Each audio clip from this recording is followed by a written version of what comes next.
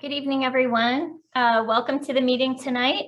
This is our monthly Oakland-Wide meeting. We have two presentations tonight. My name is Wanda Wilson, and I'm Executive Director of Oakland Planning and Development. We're your hosts for this evening.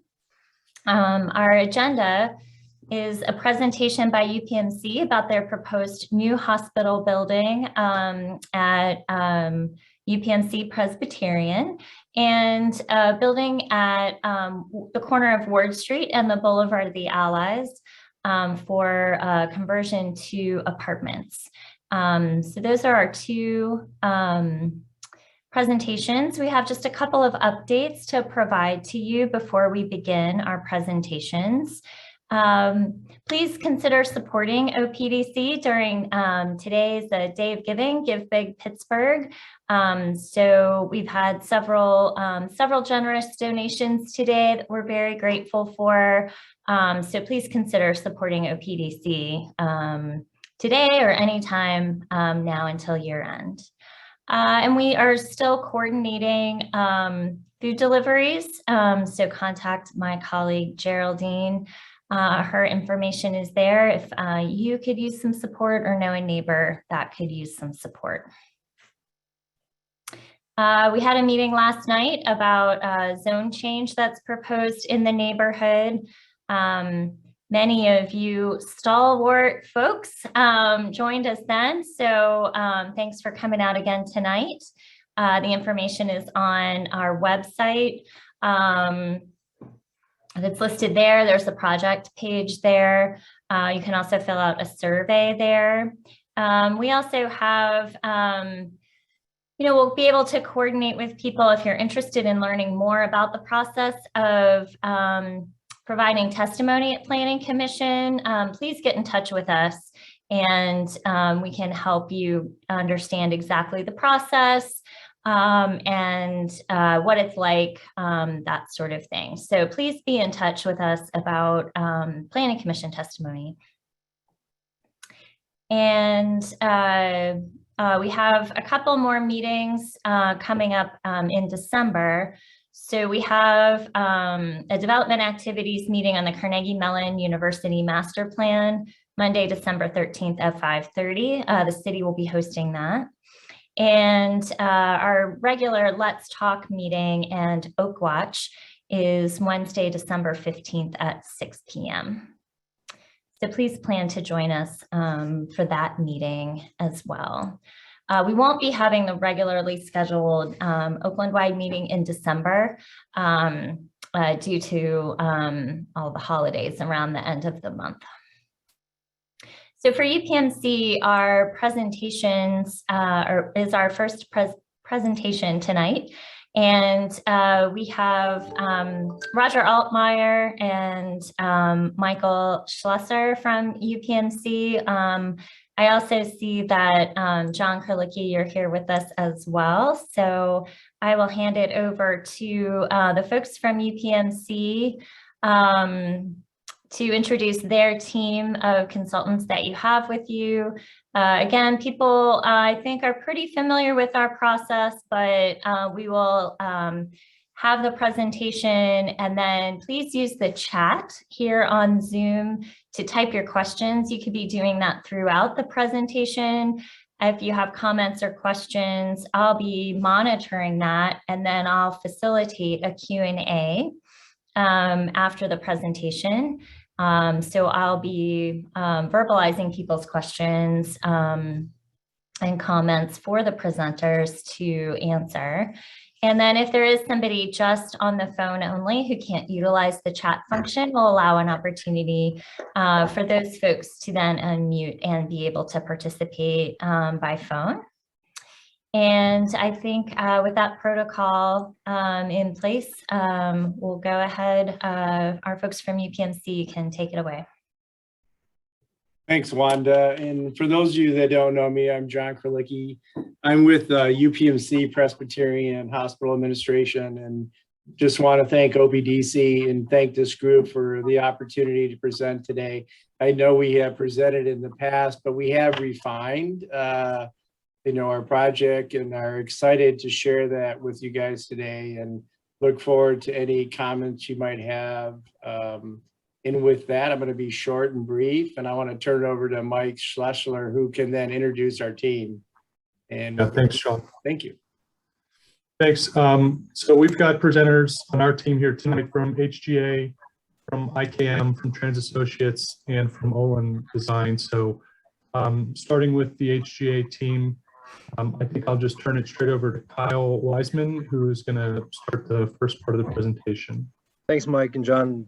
Thanks everyone for having us. Looking forward to showing you the development that we've made on the project so far, and a lot more detail that get into a lot more tonight. The other thing we wanted to note to kick this off, we've really set up our presentation to be set up around the Plan Commission meetings we're going to be doing in the coming weeks, so everyone here can see the level of detail we'll be showing Plan Commission, as well as the level of development we've made on this project since the last time we talked. So tonight we're going to be covering a lot of information, starting with the project location and site context. Kurt and myself, Kurt Spearinger, National Healthcare Director from HGA, will go through that. Brian Cannon, our design principal from HGA, will lead us through the exterior design and materials and public amenity opportunities we have as part of this project. Skip Graffin from Olin will give a lot of detail on the updated landscape design and site accessibility and site amenities that we've driven into the design of this project. Mike and Roger from UPMC will give everyone a good detailed overview of the construction management plan summary, so everyone can understand the impacts that the development of this project will have and how we're going to mitigate that during the multi-year construction project we're proposing. I'll go through a little bit of the sustainability and stormwater management work we've been doing as part of the performance targets meetings. A lot of really good work with some of you on this call, as well as other stakeholders in the city, helping drive some more additional sustainability best practice into our design solutions. Cindy Jampol from Trans will then give everyone a transportation and parking analysis update, and then we'll close out with Melanie from IKM for future upcoming community engagement, as well as describing everything we've done to date. So with that, if you can go to the next slide, please. Just want to start with project location and site context. I think everyone's aware project site is the old children's campus location at 5th and DeSoto, so it's the highlighted green area. We are intending to build on a bulk of that site. We're also driving a lot of amenities from a landscape perspective into the site as well, you'll see tonight. Next slide, please. Additionally, when we look at the campus, a few things we want to just remind everyone of. We've spent a lot of time, we're going to show a lot more detail from a transportation and traffic analysis perspective tonight, but a lot of time of understanding the immediate campus portals, as well as access to existing Presbyterian and the new project. Two things we wanted to highlight on this. We've really focused and built a master plan design solution around two main entries for this new facility, as well as existing Presbyterian. So we're calling one of those entries really on the 5th and DeSoto the main entry.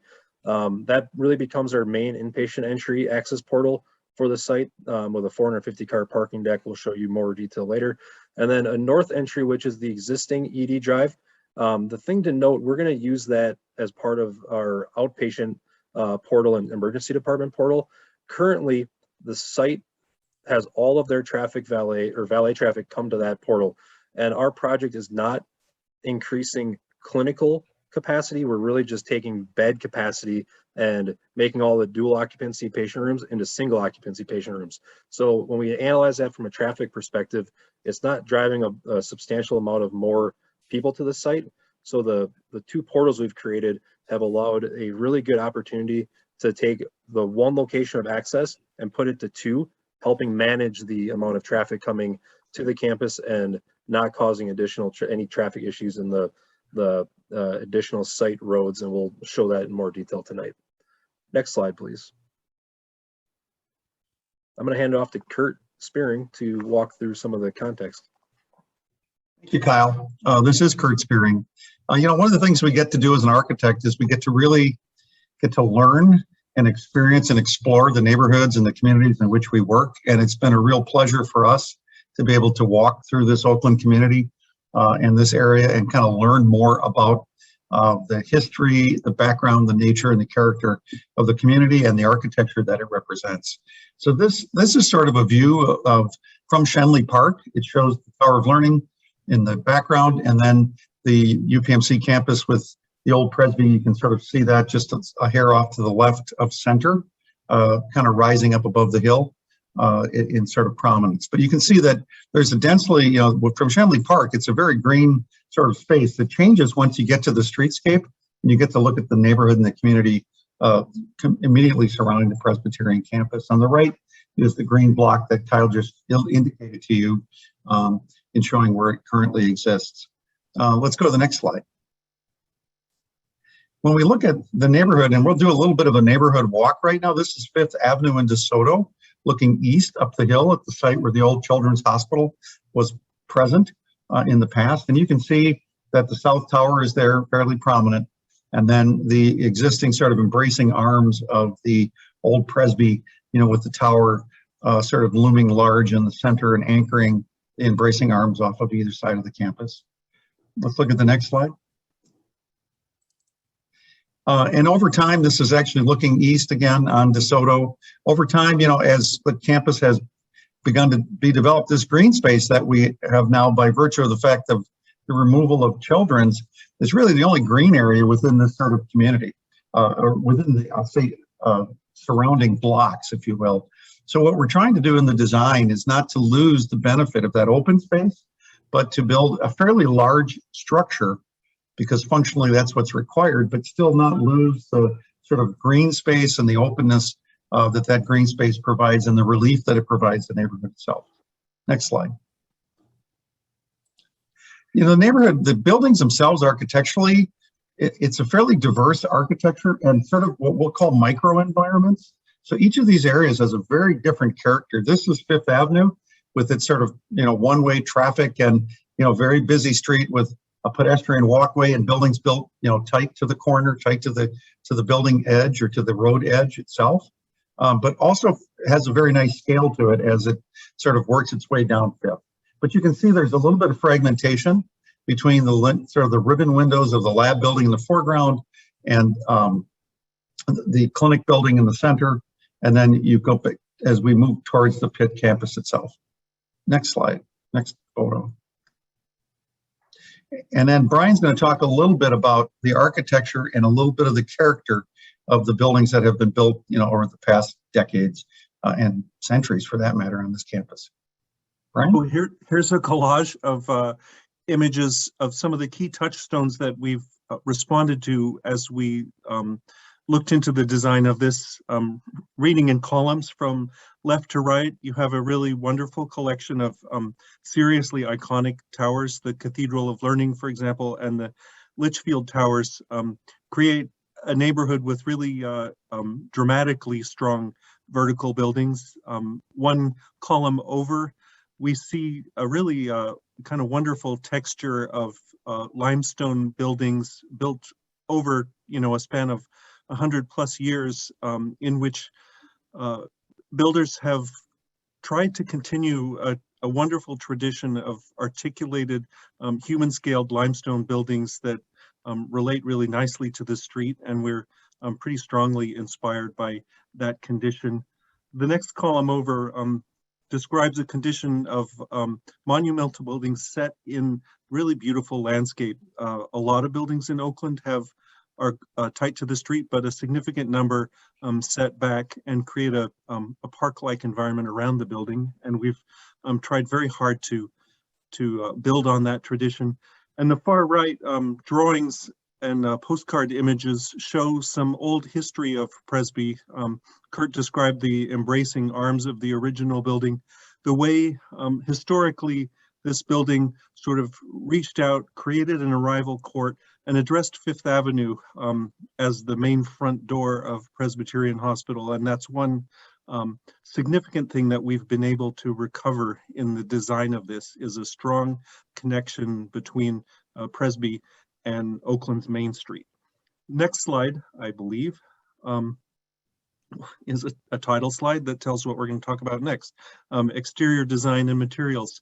Here's that same view from Shenley Park that Kurt introduced, showing our tower taking its place among this really diverse and interesting collection of towers. You'll see it's of a similar scale to a lot of other buildings around it, a little bit taller, but not dramatically taller than Litchfield Towers and some of the other buildings immediately beyond it, and curving away both to create really dramatic visual interest and also to preserve the views of the original iconic Presby Tower as a historic centerpiece of our composition.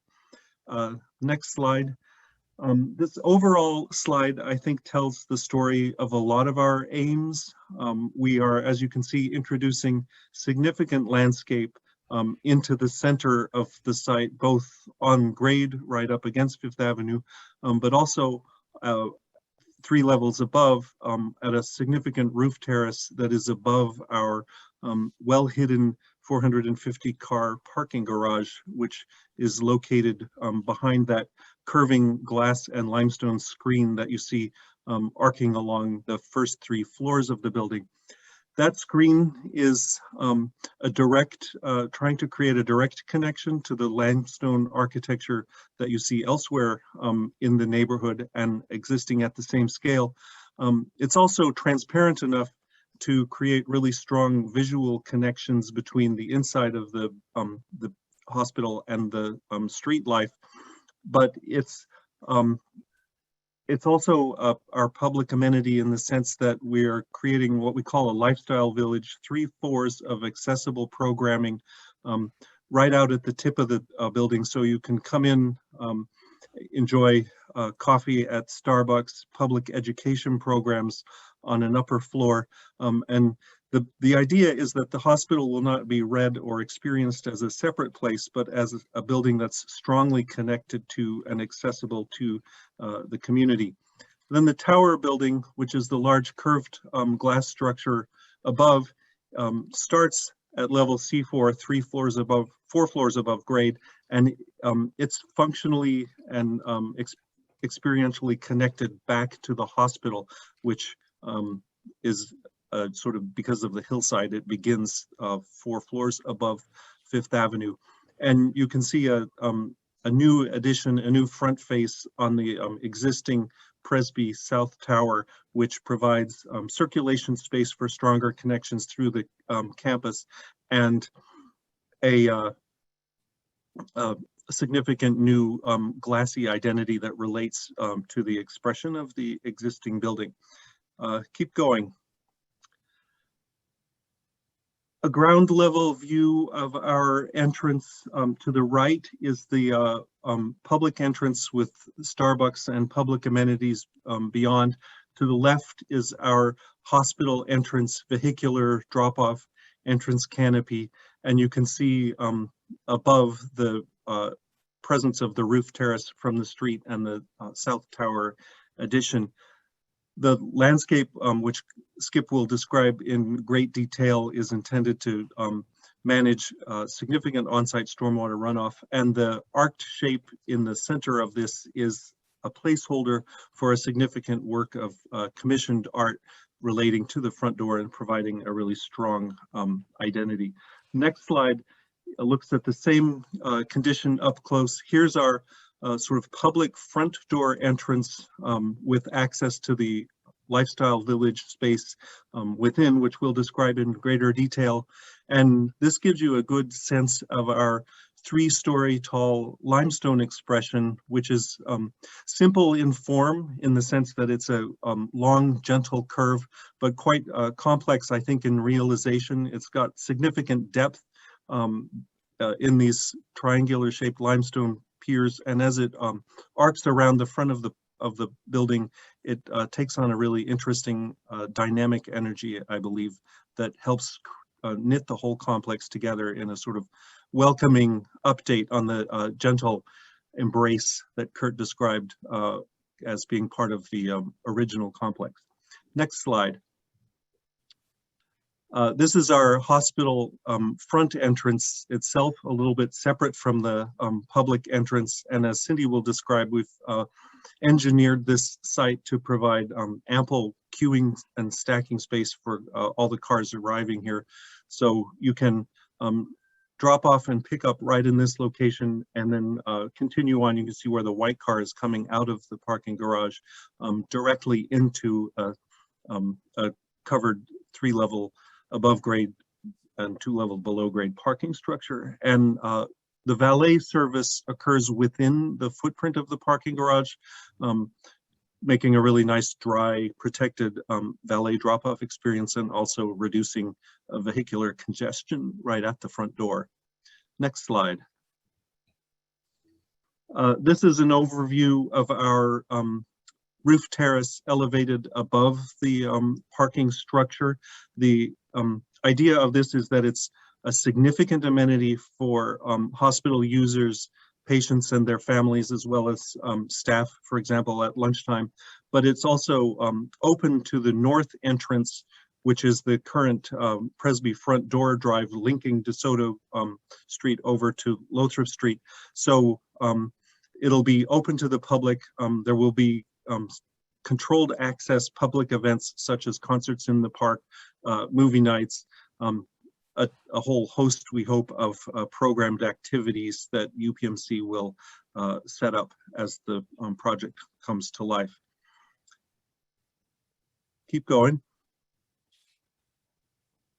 Here is the ground level view of the what we call the Lifestyle Village, seen in the late afternoon dusk hours, showing the 3 levels of amenity space within. And Kurt is going to describe in more detail some of the uses and programs envisioned for that space. Thank you, Brian. Can we stay on that slide just for one more second, and we can come back to it? You know, when we look at the scale and the size of this building and the sculptural elements of this building, the building and architecturally really is a sculptural sort of event. However, when it meets the ground plane at the Lifestyle Village, this area is more transparent and open and welcoming to the public for 2 reasons. One, we want to make sure that when patients and families and even staff are working in this building long hours and tending to patient needs, that they have the ability to sort of normalize for just a brief moment and come to sort of an area that has maybe retail aspect or some sort of ability to get away from the stress that they're going through as part of their patient care. At the same time, we want to be able to provide the community some resources and some assets that they can use to help enlighten their quality of life. So we've talked about the Lifestyle Village, and the reason we call it the Lifestyle Village is we want to create a sense of normalcy for both the community as well as the staff and the patients who are in that space. So it's really a form of a virtual handshake between the community and the hospital itself at that point. So it's a welcoming, and that's why it's more transparent, it's more open, it's more, and it also indicates the life that goes on inside the building. On the next slide, you'll see the actual activities that we have planned. The hospital main entry is off to the left, the welcome desk and the main drop-off, and access to public elevators that serve what we'll call the plinth or the Lifestyle Village themselves. And then inside are a series of retail things like the hospital gift shop, a big Starbucks coffee venue, a restaurant, a sit-down restaurant that could be accessed and used by the community not only during the daytime, but with a separate entry that could be used during the evening as well.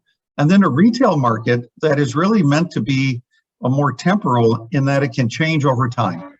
We could have community vendors selling their wares. We could have somewhat of a healthy food venues on the weekends. So we can decide through kiosks and other portable sort of retail functions how that changes over time to be a really appealing community asset, but also offer staff and families this distraction, if you will, from what their normal activities are as they're delivering patient care.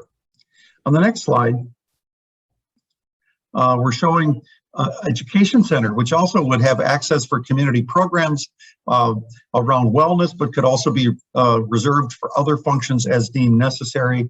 There's larger conference rooms. There's rooms that divide into smaller sessions as needed, a pre-function area as well, all served by a monumental stair that leads from the front entry up, and then also served by these Lifestyle Village public elevators that have open access to these levels.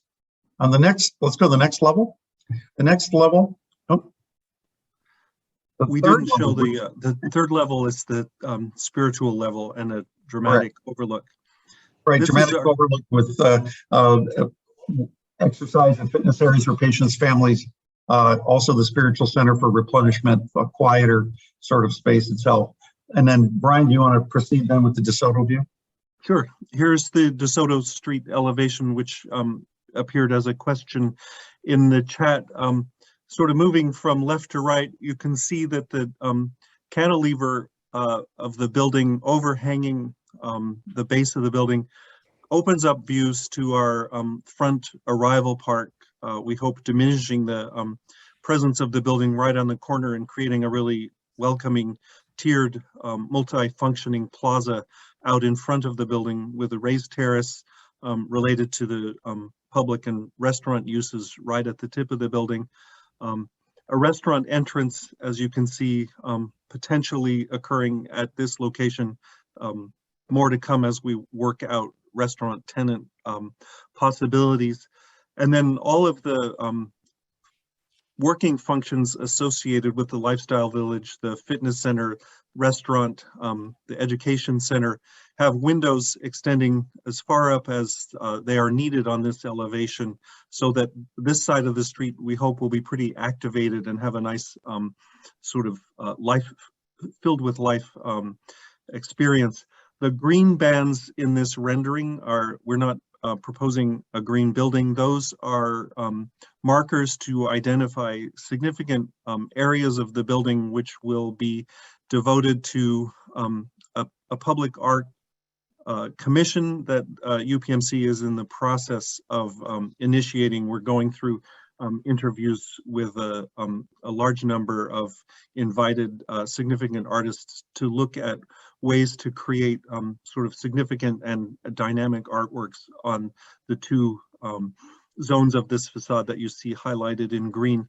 The space in between those two green zones is the loading dock entrance, in which trucks will pull in. All of our loading and service occurs within the building footprint as is required in Pittsburgh. So there's no trucks unloading on the street.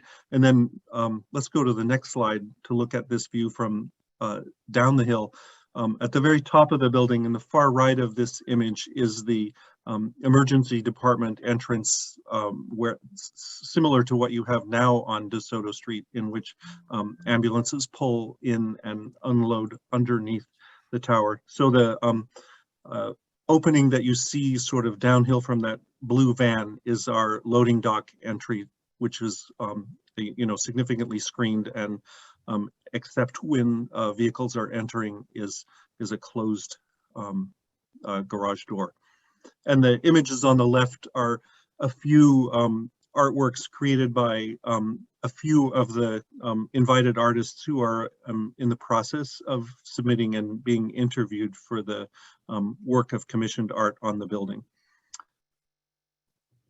Let's keep going. I think this is, the building is a significantly glass curtain wall. This is a photograph of a project which uses a glass of similar reflectivity to what we're considering for energy and glare protection. It's about 25% reflective, but the point of these images is to show how this glass appears at different times of day under different cloud and sunlight conditions.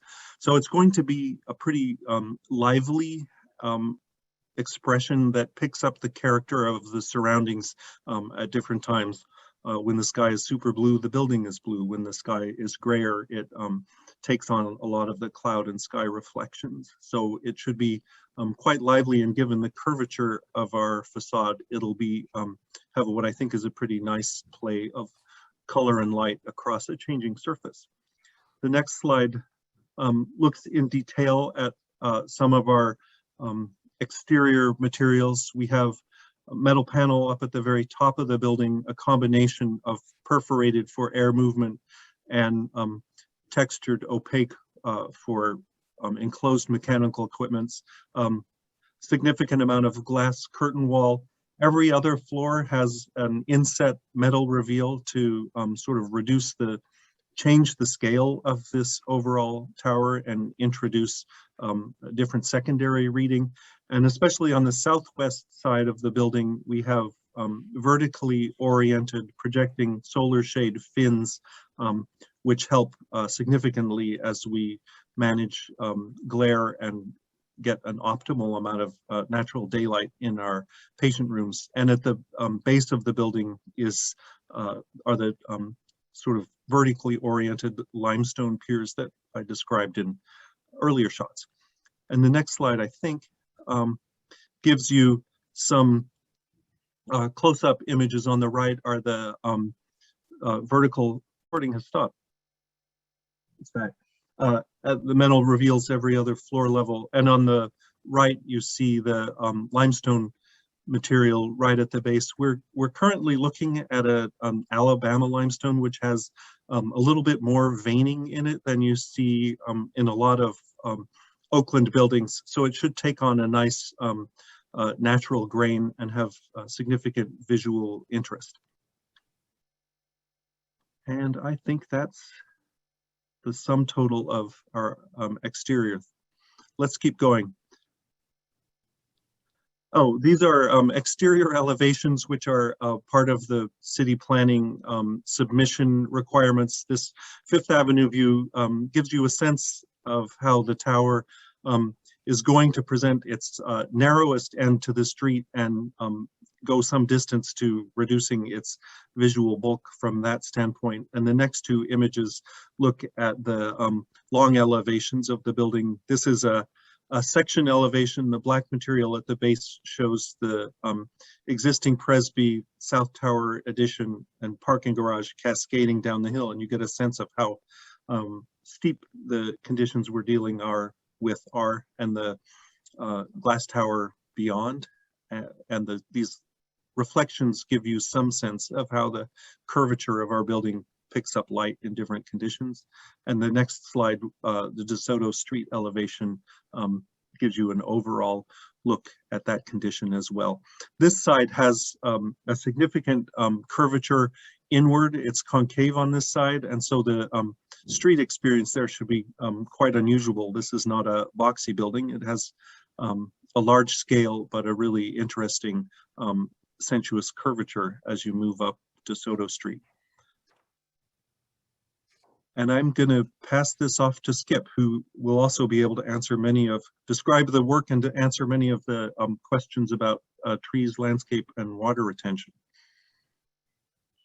Hi, thanks, Brian. Good evening, everyone. My name is Skip Raffam. I'm with Olin, and I'll just give you an update on the landscape design. This overall plan shows both the ground level as well as the roof terrace in one single view. I think it's a good starting point. We also have some perspective views that will help explain the spaces in a little more detail. Essentially at the ground level, we have three major components. The first is obviously up near the hospital entrance. As Brian mentioned, there'll be a commissioned work of art as the focal point and the arrival point for visitors and patients being dropped off and visitors and families heading to the garage. That's that green kind of half circle that you see that will be developed in conjunction with the artists that are being interviewed. The other two spaces reflect really the urban environment in the sense that at DeSoto and Fifth, the idea of having a Fifth Street facing public piazza. What you can see there is it's enveloped by trees, but it's a larger gathering space that can be multifunctional, used for everyday seating, dining, as well as events, tents and food trucks and so forth. Stepping up the slope to the Lifestyle Village, there's a deck area, deck meaning an elevated portion, not wood, but there's an elevated portion of that piazza that wraps the shape of the building, that provides additional exterior space that you can come out from the Lifestyle Village.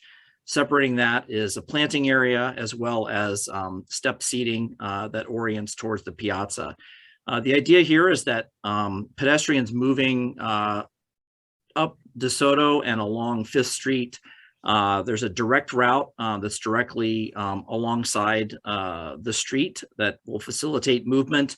It also will direct a large number of pedestrians moving down DeSoto Street, but it will invite you in an enclosed landscape space that, again, serves as a front door, a welcoming urban environment for everyone arriving and people going about their day in the city. Behind the BRT station is more of a garden room. It's meant to be really lush and enveloping, a space that as you move up the slope towards Falk and Lothrop, provides a seating area surrounded by planting, very restful, respite from the city. Again, something that allows seating in any direction depending on which way the sun is facing. And again, the idea of creating that green space within the city in contrast to the piazza. And then on the roof, what you see here is really, it's a mix of both planting and exterior space for events. As Brian mentioned, there will be the public access from the point to the north along that ambulance drive. It's really meant to function as a space for every day for people stepping out to dine from inside, as well as small events. The spaces can be used together to form larger events with multiple rooms. At the same time, there is a planting ring that wraps around that provides a walk outside, almost like a therapeutic walk, if you will, among planting. And so we've tried to balance the mix of planting with usable exterior space and create that wonderful garden environment on the roof. As Brian mentioned, we had some bullet points about the landscape performance, really to introduce canopy, tree canopy in each of these locations, including the native species that support local pollinators and fauna. The idea that these are trees that we've taken on recommendations from the forestry division from the city that we're excited to use here, I think will be a wonderful addition. The question about stormwater is right now, both the roof and the ground plane are acting together. The stormwater that comes from the building and the fourth floor roof is captured and filtered through the plant material and also in the soil volume below. And then it's further connected down to the ground level to additional stormwater basins within the planting. So that stormwater is managed on site, taking advantage of the vegetation that is providing both that green infrastructure function as well as public space. The next slide shows a little bit better that Fifth Street space there at the foot of the building. You can see here the orange are the idea of tents that might be set up for a small event, again, reserving the plaza again for everyday use with that seating boundary that's facing, that's backed up against to the new building. The free flow of pedestrians are moving up and down Fifth, and you can see that crossing the entrance drive and moving up into that garden room as you circulate within the space, going up to Falk and to Lothrop. Next slide, please.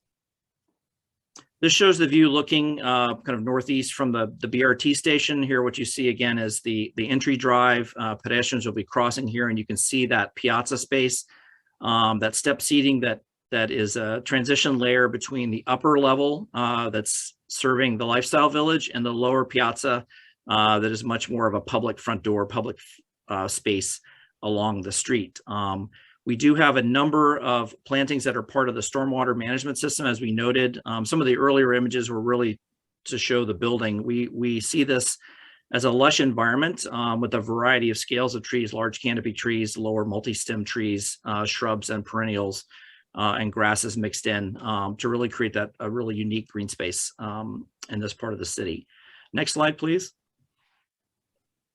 This shows a view of the roof terrace. Again, what you can see here is a balance of exterior green garden space as well as functional event space or functional use space for dining.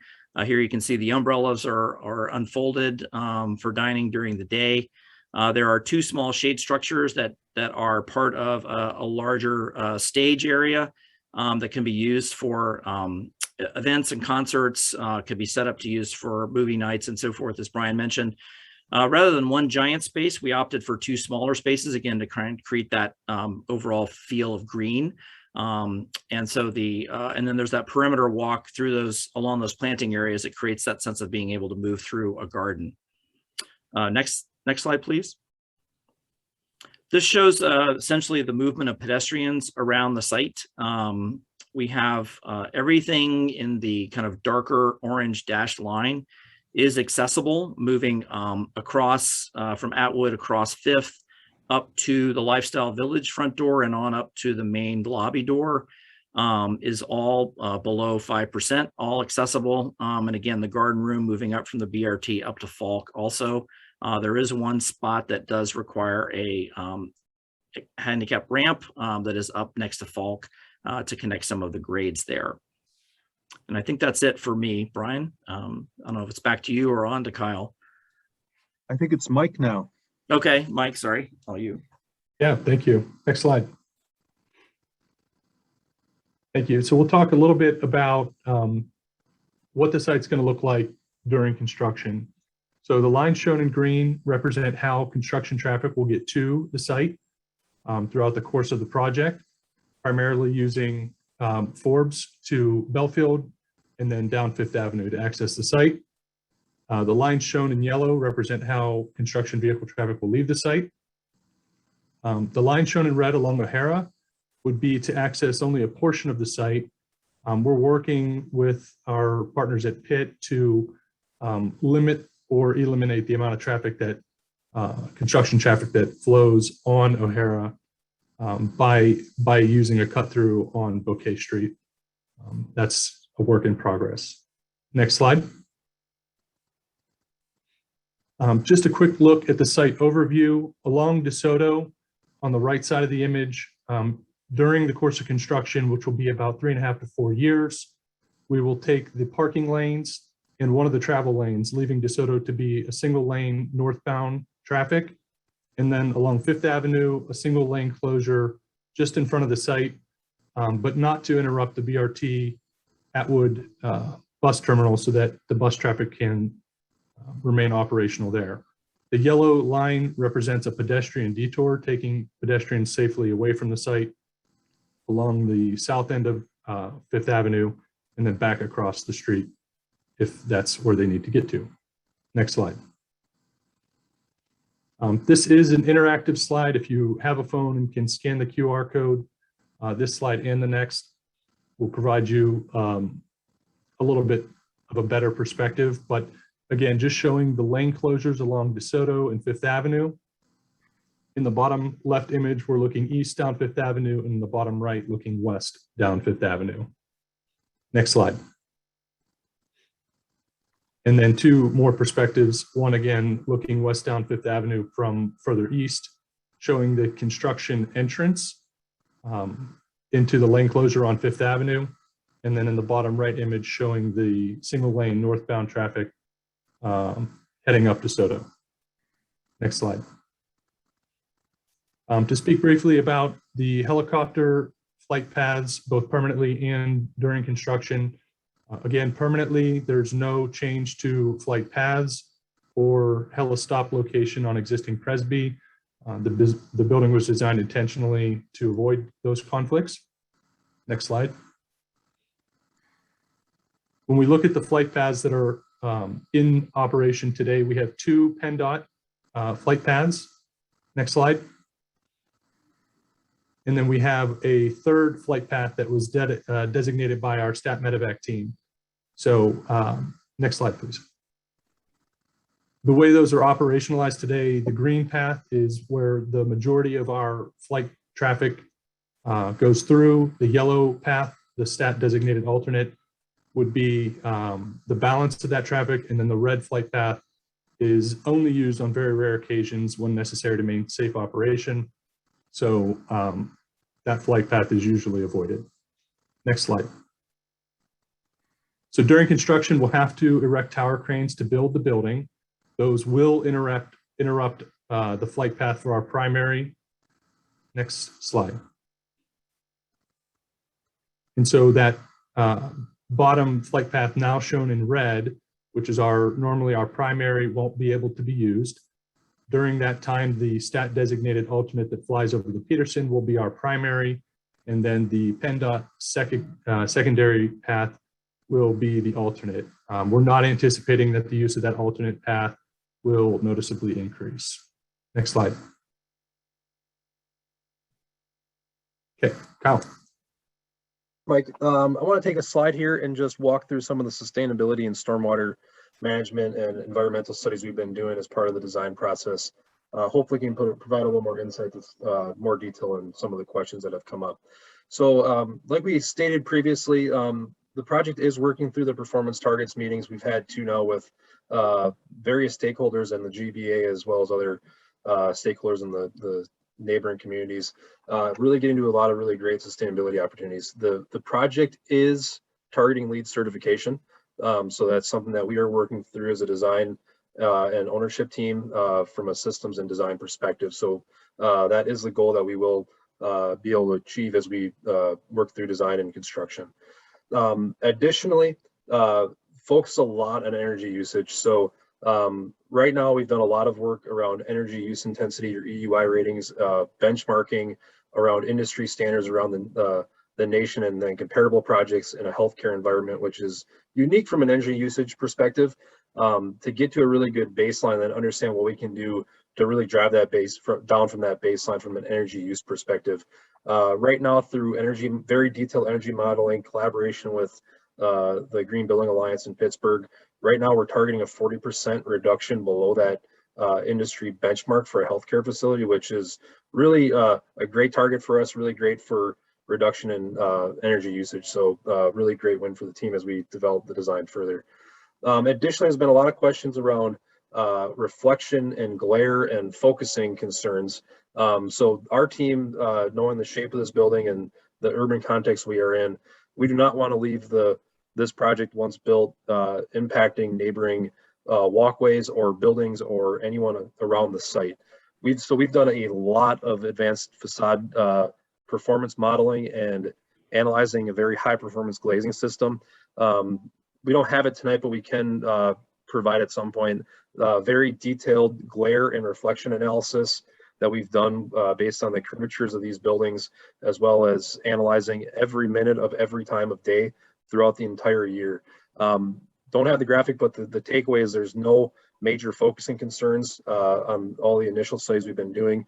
We've now gone to a point of targeting very finite detail points, about 45 of them around the building at various heights and around the neighboring context, to make sure and quadruple check that no matter what time of day throughout an entire calendar year, there will be no reflection or focusing issues, providing that, I'll call it the magnifying glass with an amp below it condition. That will not be a condition for this design of this project once built. Additionally, we've also optimized natural daylighting, actually working with some colleagues of ours at Carnegie Mellon through some of their research work through natural daylighting to really optimize natural daylighting quality and healing impacts that daylighting can provide for a healthcare environment, and driving that into the project also helps with our energy reduction. Also, Skip hit on this a little bit, but wanted to show it in more detail. The diagram on the right shows the site plan colored with the amount of water retention. So the areas in yellow, orange, red at the drive, as well as some of the green areas, provide our site a lot of stormwater retention. Even though there's a good amount of paving, there's a lot of porous paving and pavers that allow for green retention of water below some of the hardscape elements. About 20,000 cubic feet of retention is provided on a just over 4-acre site, so quite a substantial amount of cubic feet of water retention, going beyond the PWSA stormwater requirements, and providing really high quality stormwater retention on site. Even if it's just not green area, there's retention facilities underground that are being designed. And then finally, from a resiliency standpoint, spent a lot of time focusing on N+1 systems and driving a lot of resiliency into the project. And when I say N+1 systems, I'm referencing we've designed extra pieces of equipment in case a generator goes down, for example. The facility always has a backup piece of equipment to provide full energy capacity or systems capacity to never have an issue from a redundancy standpoint. Baseline for healthcare environments, and also good design practice. So that is also being driven into the design of this project. With that, I'm going to hand it over to Cindy from Trans Associates to walk through the transportation and parking analysis. Good evening. I'll present a brief summary of the transportation study to date.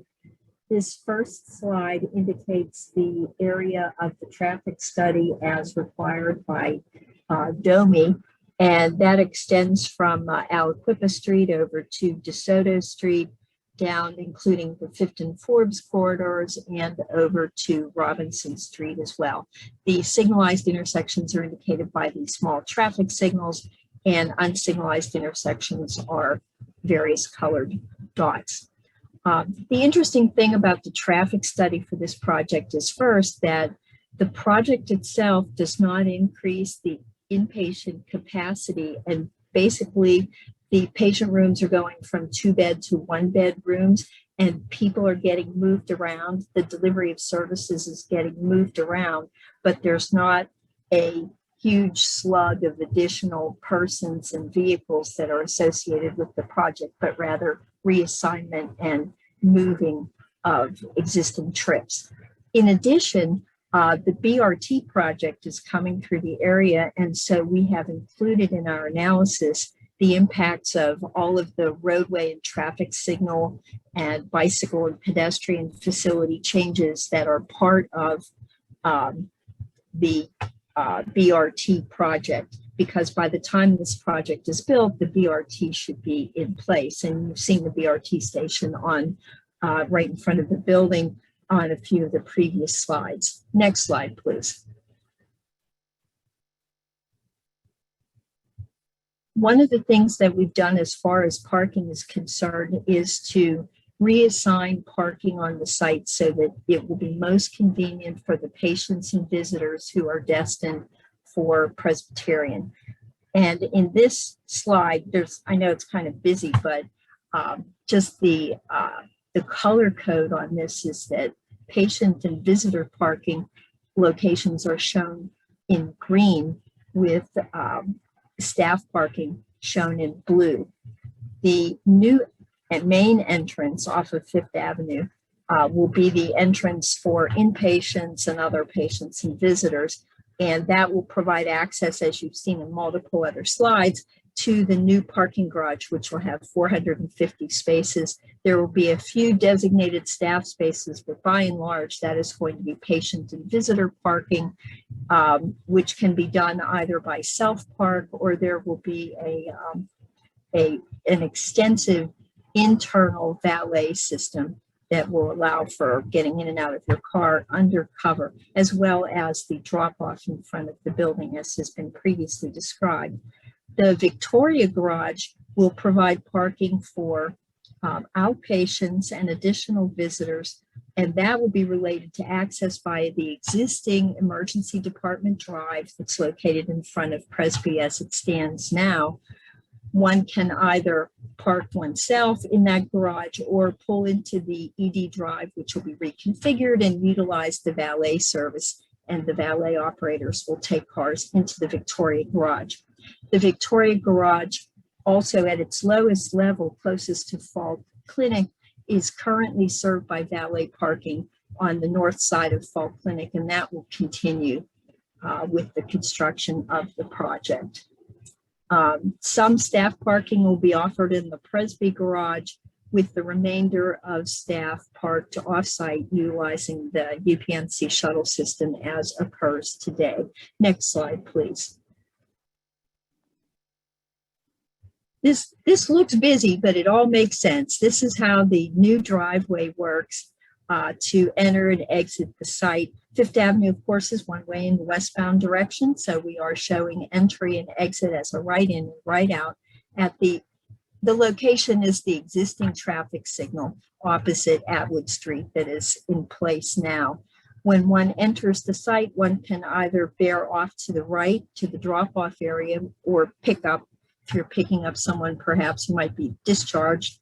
Also, Uber and Lyft will be able to pick up and drop off persons in that location. Otherwise, one can continue straight and enter the garage to either be valet parked or self-parked, or move into the left lane, which would then guide you into the area for the Falk valet operation. Coming out of the garage, people will come back out and go back down to the signal at Fifth Avenue.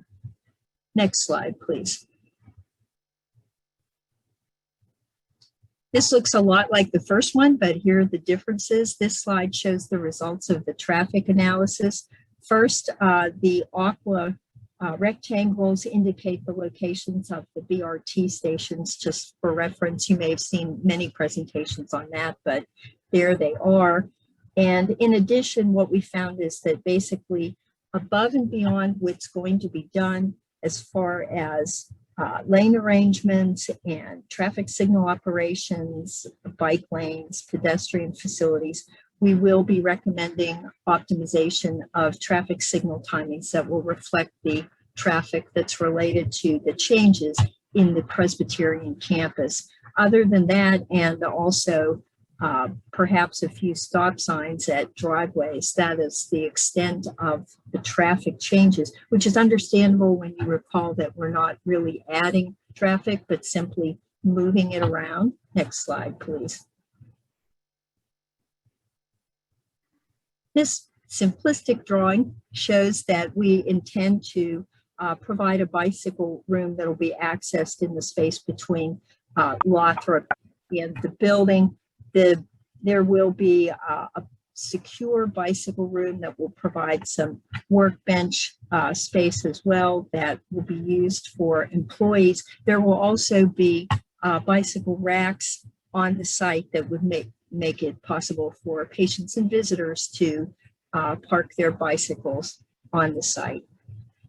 The companion piece, which is not shown and which we're working on now, is the transportation demand management plan, which we will work on with DOMI and also with input from the Port Authority to come up with an effective transportation demand management plan.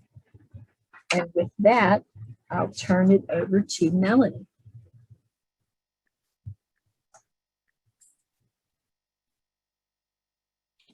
Good evening, all. I am last but not least in this long line of speakers that we have this evening. We wanted to just end things with a summary of where we've been around the neighborhood, talking to various community organizations, and also where we think we're going from here. So we have been talking to a variety of community organizations since the summer, starting off with the Oakland Task Force, also the Shenley Farms folks, OBID. We were here at OPDC's community meeting in August. We also spoke with the folks over at the West Oakland Neighborhood Council recently. And then here we are tonight at our development activities meeting with you all at OPDC and throughout the neighborhood. So moving forward, we do have an upcoming design meeting with the city of Pittsburgh, with the CDAP, the Contextual Design Advisory Panel, in December. And then our goal is to go before Planning Commission in February of 2022. I think with that, we thank you all for your attention this evening and open it up to questions. Wanda? Yeah, I'll facilitate the Q&A. I've been tracking questions as people have been putting them in the chat, so I've sort of got them bucketed in categories. But I think first, if we could hear from city planning about the process. You mentioned the Contextual Design Advisory Panel, and I know city planning also goes through a process of performance targets. So I'd like to ask Derek Dauphin to just explain to us that process. Derek, if you could, and any other information about sort of city planning's review process that's happening. So. Sure. Thanks, Wanda. Yeah, no problem. So my name is Derek Dauphin. I'm with the Department of City Planning. I'm the neighborhood planner for Oakland. And so the performance targets program is something we established a few years ago, actually initially with a project by UPMC, the Vision Rehab Tower in Uptown. That project came through right on the backside of the Eco-Innovation District plan being adopted. And so the big question was, what does a hospital look like in an Eco-Innovation District? And so the sort of nature of the program is basically remained consistent since that initial project, which is a series of 3 meetings with a large group of staff from different departments and agencies. We talked about the Green Building Alliance, the Port Authority, Mobility and Infrastructure, PWSA, Sustainability and Resilience staff, Zoning and Development Review staff, and then the neighborhood planner, myself in this case. And so there's 3 meetings, and at each meeting, the first meeting we try to understand what the project is about and the sort of different parameters of the project, provide some initial feedback to the project team. And then at each meeting after that, we set targets and then review those targets and how the project is nearing those targets. One of the sort of foundations of the program is trying to get to the goals in the 2030 district, which GBA manages. They're pretty hefty goals. It's pretty significant water and energy reduction efforts, as the team talked about. They are difficult to achieve, but definitely meaningful to get close. And so over the course of those 3 meetings, we sort of collaborate and work together on really trying to achieve excellence. It's not about achieving what the zoning code requires. It's about going well beyond what the zoning code requires. The different topic areas, just for folks who are wondering, what are we talking about during these meetings? Energy use, energy generation, water use, stormwater, tree canopy, and open space, any sustainability certifications or standards that the team is trying to meet, mobility considerations, including transit, neighborhood enhancement, which is a part of the IMP requirements, and they presented briefly on that, public art, and then resilience. And they did a pretty good job of covering most of the work that we've done with them on that. They also noted that we haven't completed this, so we have a third and final meeting with them next Friday. So that's sort of the nature of that program. Again, it is voluntary. We have done it with most of the institutions as they brought through institutional master plans and major projects over the last couple of years. I would say that it also dovetails with the Oakland neighborhood plan and other neighborhood planning efforts, as it was sort of initially conceived of as a way to think about how to implement a neighborhood plan through a building project. So we've been able to bring elements of the sort of draft planning work into this and help people understand what does that mean for a specific project even before the plan is adopted. We reviewed the steering committee's interim development goals with them, reviewed outcomes from the action teams with them, and how this could be incorporated into the project. So it's been fairly robust. And certainly with being 2 years into the neighborhood planning process, we have a lot of input that we can share with them about what people might expect or desire at the site. A lot of the questions that you all raised in the chat are things that we raised in those meetings as well. So it's good to see that we're sort of all on the same page about some of these questions, and the team is responding to those. A couple of things that maybe didn't pop up, just to sort of give you an insight into how deep the dive is on some of these things. We had looked at like bird-friendly design and how can a building with so much tree canopy and habitat next to so much glass reduce bird impacts and bird deaths, which is something that is sort of a new topic, emerging topic across cities. We also did ask the team to look into whether they could replace steel within the building with mass timber, which is a very new technology, and turned out that still many questions and unresolved questions about how you would incorporate it into a healthcare building, for example, a hospital. So we do a lot of sort of back and forth. It's a long collaboration, and we bring up a lot of ideas and work through them with the team, and it's been very, I think, healthy for this project. Thanks, Derek. I appreciate that. Yeah, no problem. So I'm going to go through, I have things sort of by categories. So, and I might work backwards here. So traffic, there were some questions. I'm going to lay them out.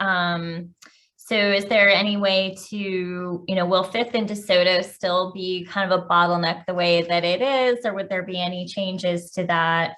And would there be any assistance to help move traffic when there's events at the Peterson Center? And then there's no transit service from South Oakland to the site that, might have things for amenities for the neighborhood. And why did the traffic study not go beyond Forbes? Like, why didn't it include anything on Bates? And will there be a change to UPMC shuttle routes? And can residents use the shuttles? So those are sort of my traffic related questions, and we could go back. I can go back through those because that was a lot. So 5th and DeSoto, bottleneck, and Peterson Event Center traffic. Okay, we have not looked at event. I'll start with number 2 first. Okay. Event center traffic. We haven't looked at that at this time. Remember that the traffic is moving around but not increasing, and outpatient traffic is going up to the ED access, like where it is now, the existing Presby Drive. But about a little over a third of the traffic is going to be diverted down to the new main entrance. But those cars are already in Oakland, so it'll look a little different, but it's not going to look like an extreme increase in congestion. And some vehicles will come straight up Atwood Street now, and because once they learn that that's the way to get to the main entrance and the new garage, they'll choose that path instead of coming in 5th, which is kind of like their obligatory path now, or at least the one that seems most obvious. So I would say that the biggest change to 5th and DeSoto will be related to the implementation of the BRT, because the number of lanes on 5th Avenue is changing, as you know, and the utilization of those lanes is changing as well. And also having the BRT station there will also make a difference. Since the number of lanes on 5th is being reduced as part of the BRT project, that is bound to have implications for congestion. However, motorists will learn that there are other ways to get to Oakland, and perhaps those who aren't obligate car drivers could switch to public transit. There will be changes. People might choose different routes. That would all have been part of the BRT planning itself. So I guess the answer is there's some induced additional congestion probably related to the BRT, which may be dissipated by modal shift or by changing routes or changing times of day when one travels. However, this project, I believe, would have negligible change to the congestion in that area. That was a long-winded answer, but I was trying to be thorough about that. Okay. And then there was a question about does UPMC pay a fee to close the lanes during construction, and who gives permission for that? I believe it's DOMI who gives permission. Yeah, it's DOMI, and there is a cost to closing lanes, and it's based on the length of time of closure and the physical length of the closure as well. I personally don't know the formulas, but I know it's not free. Okay. There was a question, where will UPMC buses park on 5th Avenue? I'm not sure I understand the question, but maybe you do, Cindy. Well, my first reaction is no, we won't park on 5th Avenue anywhere. Right. Okay. This is John. I think what they were asking is maybe will our shuttle routes change for our employees? And they will not change. So we will not have any shuttle buses for employees coming down off of 5th into the main entrance. They'll be up towards where they are today by where Presby is up on the hill. Right, and there are very popular stops on Victoria Street, for example, that would be used for employees. But yeah, there's no employee shuttle stop on the new main driveway. Okay. And then there's a comment that shuttles park in front of Ioneer now. Maybe that's what you were referring to on Victoria Street. I don't know.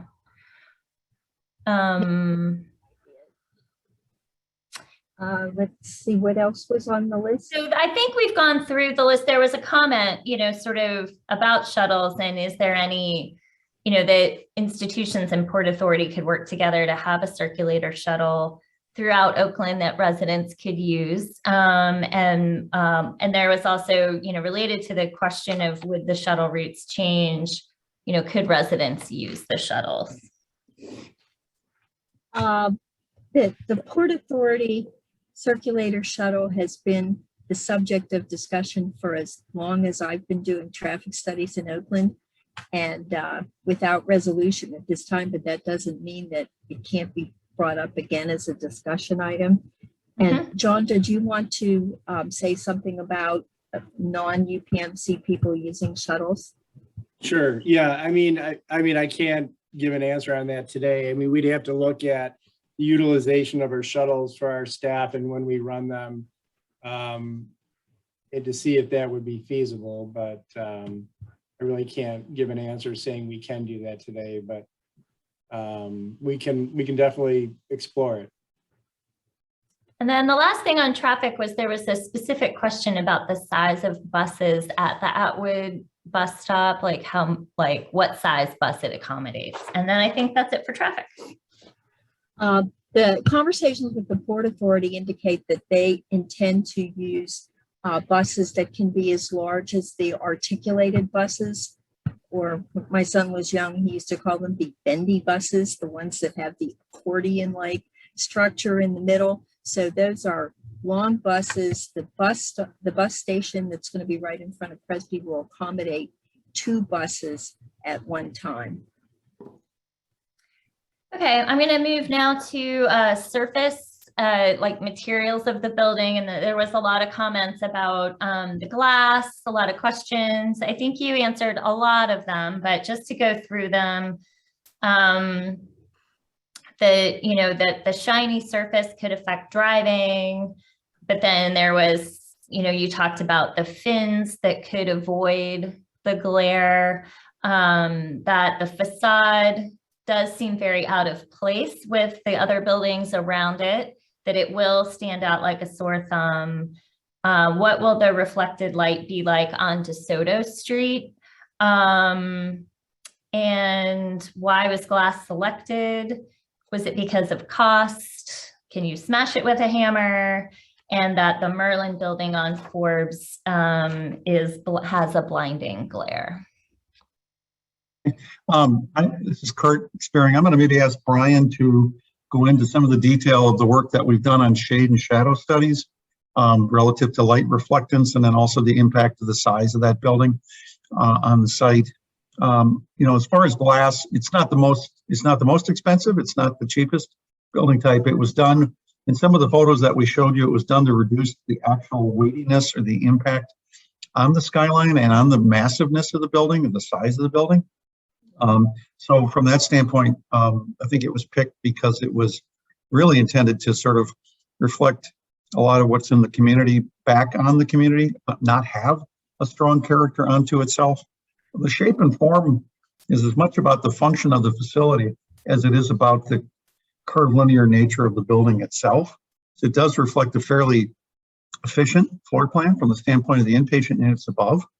And I'll have Brian go into the reasoning behind the actual material choices, the glare, some of the work that we've done to help reduce the negative impacts of the window systems. Brian? Sure, thanks. With regard to the fundamental question of why glass, this project is going to be an international destination center for some of the most challenging operative surgical procedures that people can undertake, transplant processes that sometimes takes weeks or months of in-hospital recovery. There's a significant amount of very convincing research that tells us people recover better and have more positive recovery experiences with access to daylight and views. And obviously, as much beneficial glass as we can provide supports that process. And if you've ever been in a confined hospital room for any length of time, I think you'll be able to say, yeah, I would actually like an experience like that, where I can see the world around me, watch a bird fly by the building, see the sun. So as a fundamental goal, we're aiming to provide a really great patient experience, which is the purpose of the building. To make sure that that's really a good experience, we've partnered with a team from Carnegie Mellon who are doing some of the best advanced modeling of how facade performance really works. We're iterating a whole bunch of different scenarios in terms of glass selection, the dimension of our shading fin, how we shade the glass, so that we're sure those experiences inside the building are actually really positive and aren't diminished by glare or needing to keep the blinds down. You know, the DeSoto Street side, which faces north and east, is almost always in shade. So those rooms are going to be just wonderful all the time. They're going to have great views of the Cathedral of Learning from the southern end. That was another one of our questions.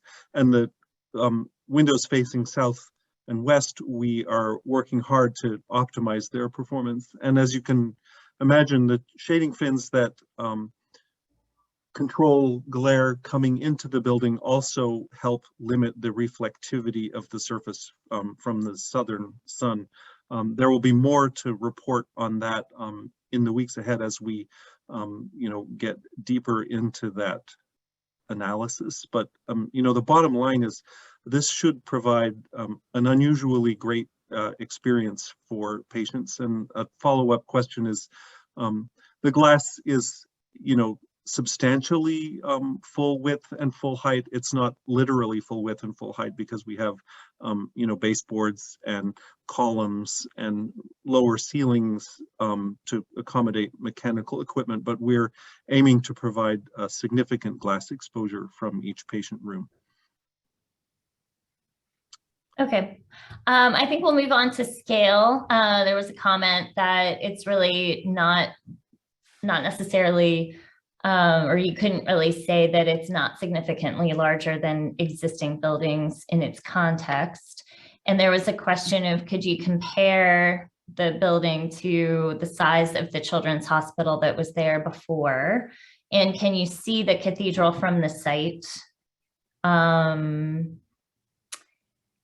So I think those are related to scale of the building.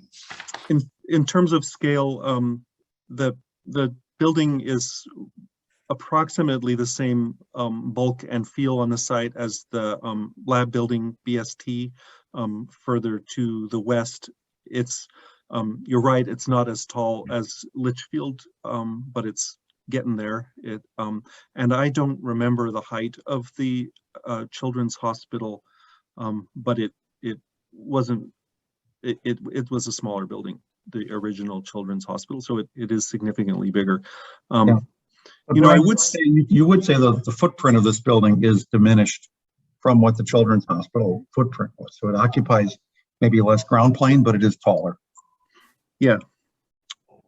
And that you know, our hope is that the landscape experience that we get by pushing the building to the edge, building a narrow, tall tower that's not particularly wide, is going to create a really positive experience, pretty memorable. We have, you know, one of the best landscape design firms in the United States working to create a really significant experience. Okay, and then two follow-up questions. Will the windows open and will the building sway when it's windy?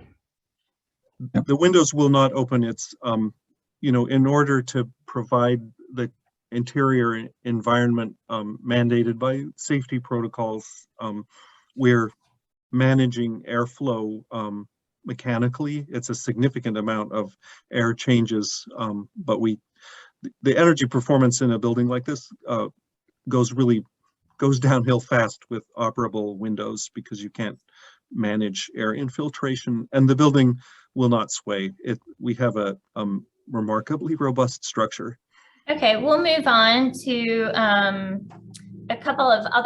lot of questions just generally related to the public amenities, your sort of your village that you talk about, and the landscape terrace. And And I think most of them came through sort of early on, which I think you've now addressed in your presentation. That there was a question about will there be meeting space? Will the terrace be open to the public, and will there be any food there? Will there be free parking for residents to those public amenities? And is there Wi-Fi? Maybe we'll bucket that, and then there were a couple of others. So will there be free Wi-Fi, meeting space, terrace open to the public, any food there, free parking for residents to come? Yeah, Brian, I was going to ask John if you wouldn't contribute on that from a programming standpoint, what UPMC's plans are for that. Yeah, I can answer that. So yes, I mean, our whole goal, and when we were meeting back probably 4 or 5 years ago, and we were, thinking about this building, what came from the community is, don't build this fortress that really no one ever comes out of, and it doesn't really invite the community in. So that's what I think we're excited about the Lifestyle Village is we want it to be a community asset. So you can think of it, so we did make the building secure. So our goal is that the upper 3-4 floors of this building is a public amenity. You can come in, you can use the Starbucks, we're putting in a restaurant. We're looking at meeting space that you would have to schedule that would be open for the community. We're also hoping too that this will be a space where you can come in to learn about healthy eating, and whether you have diabetes or you just want to learn how to cook healthy, we're going to have a demonstration kitchen, and we will invite the community in. We're looking at farmers markets. We're looking at, retail that's in there too, that if you want to stop by and you want to buy something, you can come in and do that. Also on the upper park area, we're also looking where the food trucks can come in and not only service our staff and some family members, but if anyone's around, they can, partake in that too.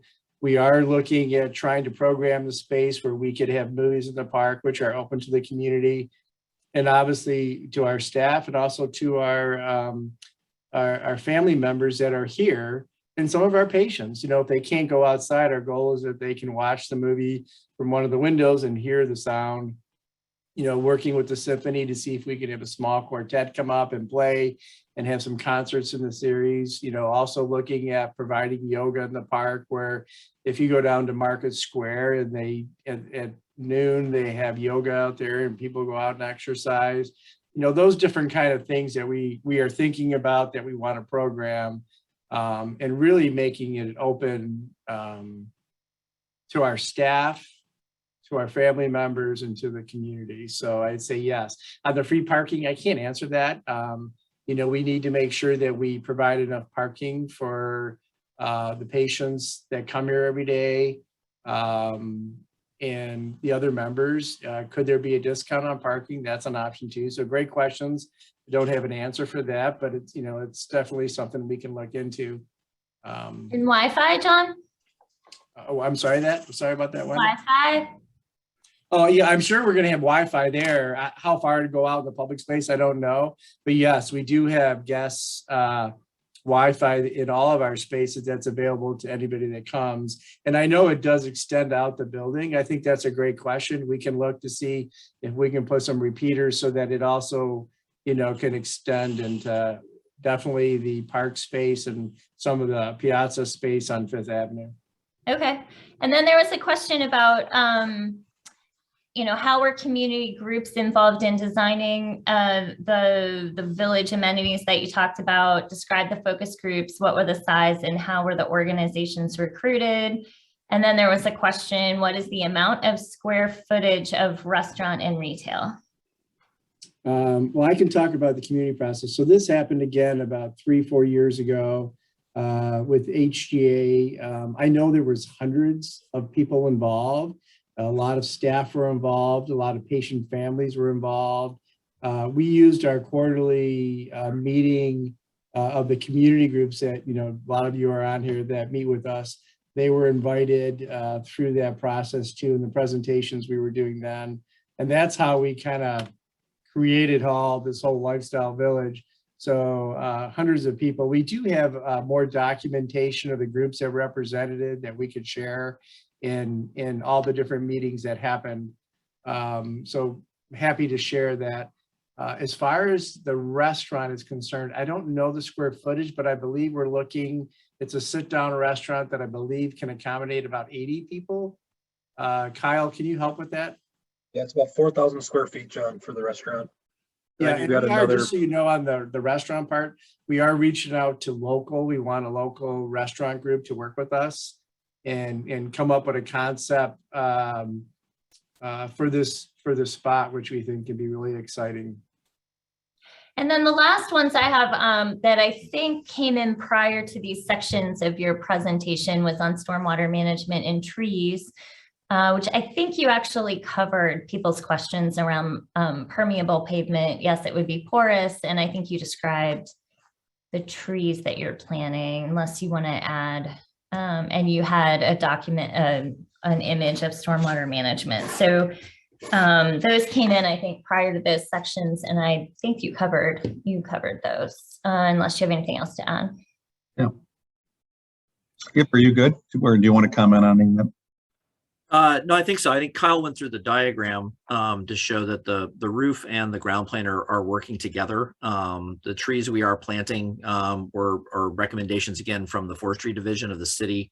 So we're looking to encourage native species, and they will be active in that green infrastructure or as part of the stormwater management system. Okay, so I've gone through all the, I appreciate everybody's participation and lots of good questions. There is one person on the phone. The last 4 digits of the phone number are 1788. If you'd like to ask a question that wasn't already asked, you could unmute by hitting *6 and ask that question now.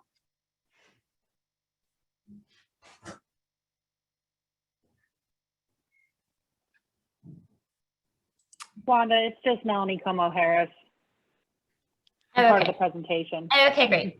All right, well, I think we've covered everything. We do have one more presentation, so if everybody could stay on, we will move to our next agenda item. Thanks to UPMC and all of your team for your presentation tonight. And we'll move on to Tom Chunchik from Paramount Construction. Tom, if you're here, you can unmute and turn your video on and go ahead and give an overview of your project. Hi, Can you hear me? Tom. Hi, how you doing? Good evening, everyone. Contrary, it was a great, impressive presentation there, Contrary. Our process is extremely preliminary. We are looking to purchase 3339 Ward Street. At this point in time, we have it just under agreement. If things hold true and we move forward, we would probably have a closing somewhere in February. So our point here is just to come in, sit down, talk to everybody and see if you have any input, any suggestions, any opportunities and things like that. So I will tell you, you know, the new owner would be RE Development, and we're located over on the north side. I'm with Paramount Construction, which is basically the same people. I work for both groups. There presently is an office building there. Up till recently, I think in September, UPMC was in there as a tenant.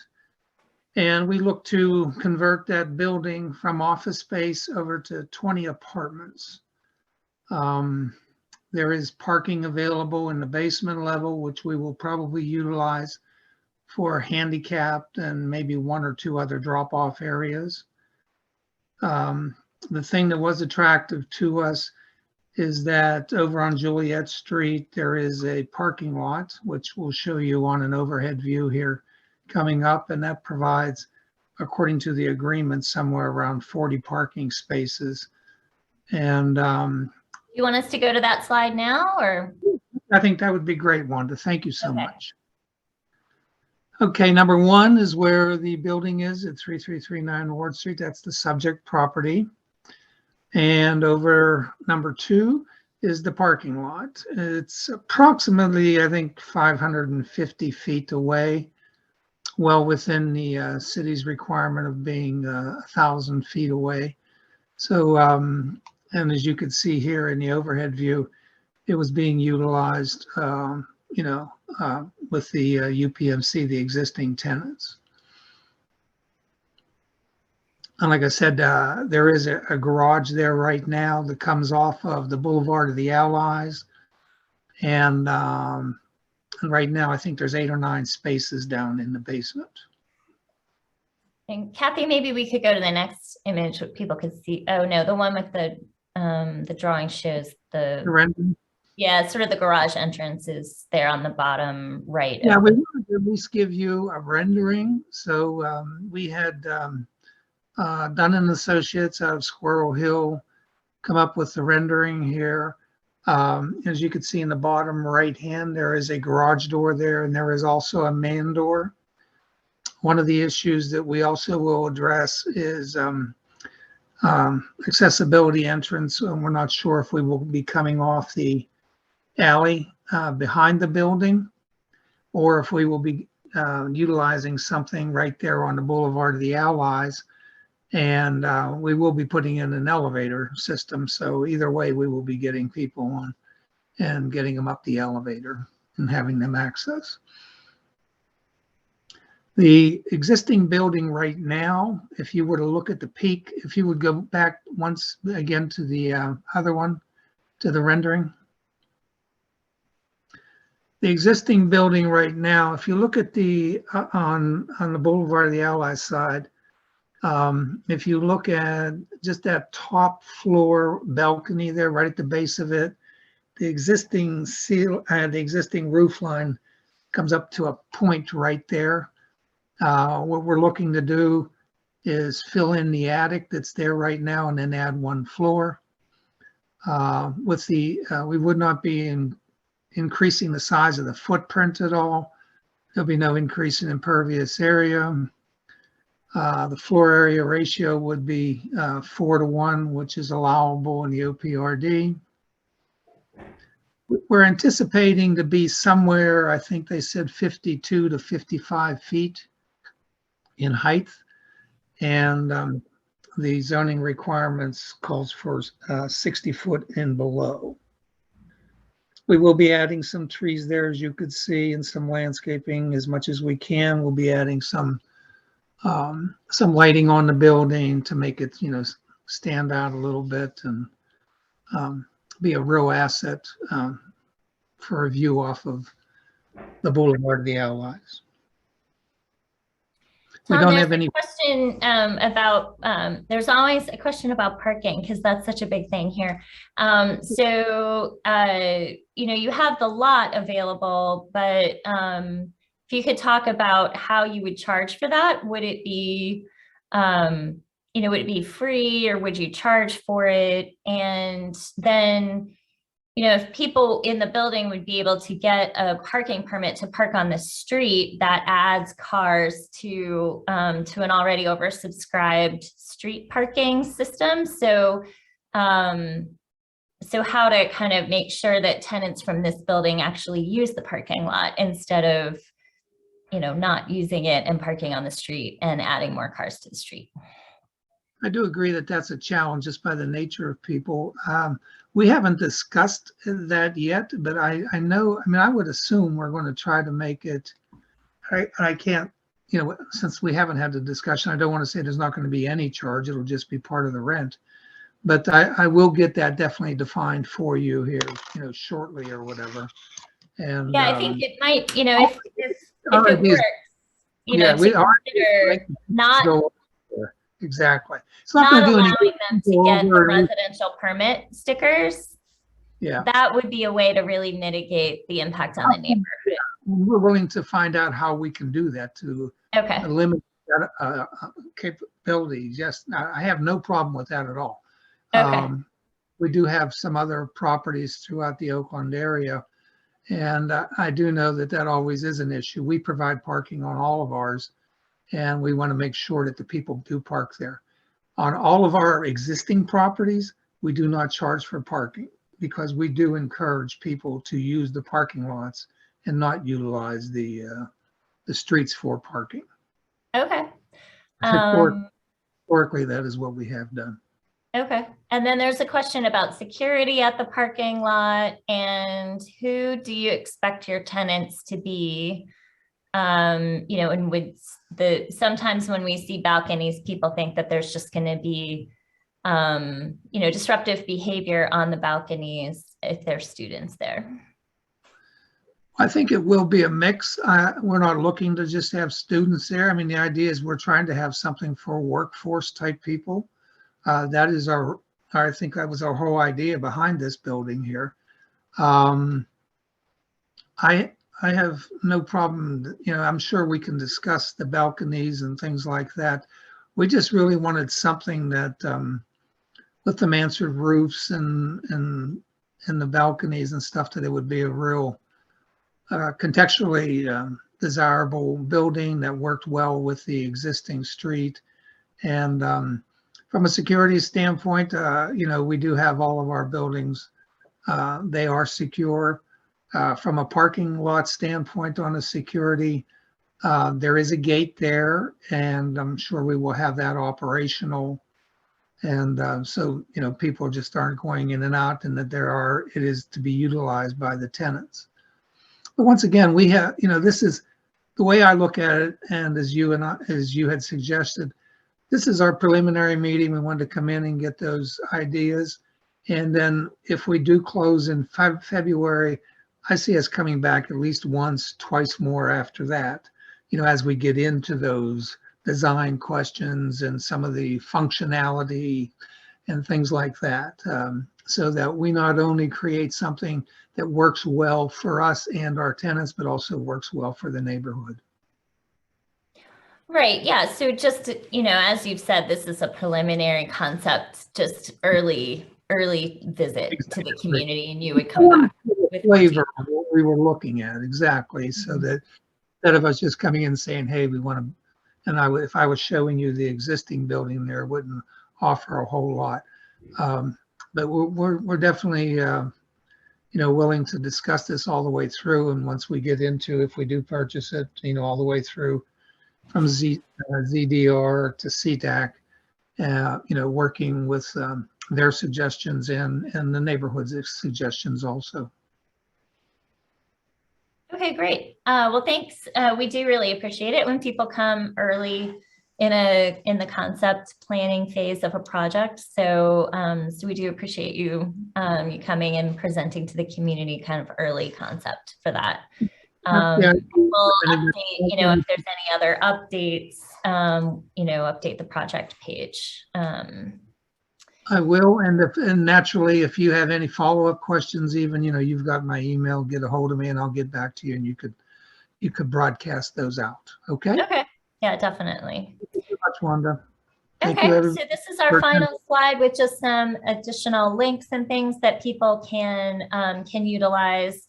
You know, if you're not on our e-newsletter list, you know, definitely join that and subscribe, follow us on social media, make a donation to OPDC. So thanks everybody for attending tonight and all of the active participation. We certainly appreciate that. The notes for both projects will be posted on their respective project pages on our website, and the recording for the meeting will also be available on the website. So thanks for attending, and we'll conclude the meeting for this evening. Thanks everybody for attending.